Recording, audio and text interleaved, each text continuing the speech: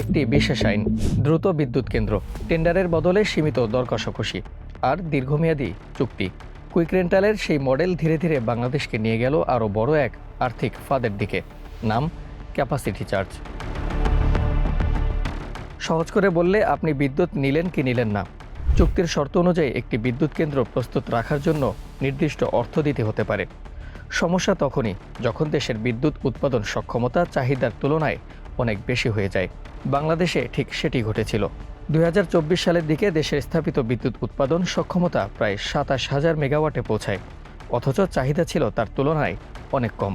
জাতীয় পর্যালোচনা কমিটিও বিপুল পরিমাণ অব্যবহৃত সক্ষমতা এবং তার বিপরীতে অর্থ পরিশোধের বিষয়টি তুলে ধরেছে। অর্থাৎ বিদ্যুৎ কেন্দ্র আছে, কিন্তু সব কেন্দ্র চালানোর মতো চাহিদা নেই। তারপরও চুক্তির শর্ত অনুযায়ী অর্থ যাচ্ছে। বাংলাদেশ পাওয়ার ডেভেলপমেন্ট বোর্ড পিডিবির তথ্য অনুযায়ী গত প্রায় 15 বছরে কম ব্যবহৃত বিদ্যুৎ কেন্দ্রগুলোর জন্য ক্যাপাসিটি চার্জ হিসেবে প্রায় 1,30,000 কোটি টাকা পরিশোধ করা হয়েছে বলে বিভিন্ন প্রতিবেদনে উঠে এসেছে। শুধু 2023-24 অর্থ বছরেই এই খাতে পরিশোধের পরিমাণ ছিল প্রায় 32,000 কোটি টাকা।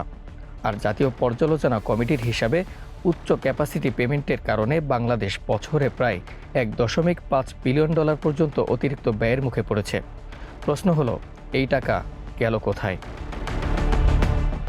একদিকে বেসরকারি বিদ্যুৎ উৎপাদকদের নিশ্চিত আয়, অন্যদিকে পিডিবির বাড়তে থাকা লোকসান।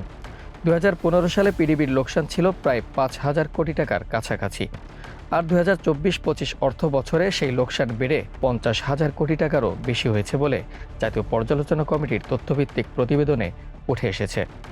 এখন প্রশ্নটা শুধু বিদ্যুতের নয়, প্রশ্নটা রাষ্ট্রের আর্থিক সক্ষমতার। কারণ বিদ্যুৎ কেনা হচ্ছে বেশি দামে, কিন্তু ভোক্তার কাছে সেই বিদ্যুৎ বিক্রি হচ্ছে তুলনামূলক কম দামে। ফলে তৈরি হচ্ছে বিশাল ঘাটতি, আর সেই ঘাটতি পূরণ করতে হচ্ছে সরকারি ভর্তুকি দিয়ে। শেষ পর্যন্ত টাকা কোথা থেকে আসছে? উত্তর, জনগণের করের টাকা থেকে। এই হরিলুটের ব্লুপ্রিন্ট শুধু রাজনীতিকরা না, এর পেছনে যুক্ত ছিল রাষ্ট্রের শীর্ষ আমলারা। জাতীয় পর্যালোচনা কমিটির তদন্তে নাম এসেছে সাবেক 2 আমলা আবুল কালাম আজাদ এবং আহমদ কাইকাউসের। অভিযোগ রয়েছে, কাইকাউস যুক্তরাষ্ট্রে কেকে কনসালট্যান্ট নামে ফার্ম খুলেছিলেন। কুইক রেন্টালের লাইসেন্স আটকে দিয়ে এসব বিদেশি ফার্মের মাধ্যমে ঘুষ বা পার্সেন্টেজ নেওয়া হতো। শুধু তাই নয়, যুক্তরাষ্ট্রে তিনি $12 মিলিয়ন অবৈধ সম্পদের সেলফ ডিসক্লোজার জমা দিয়েছেন বলেও তথ্য মিলেছে।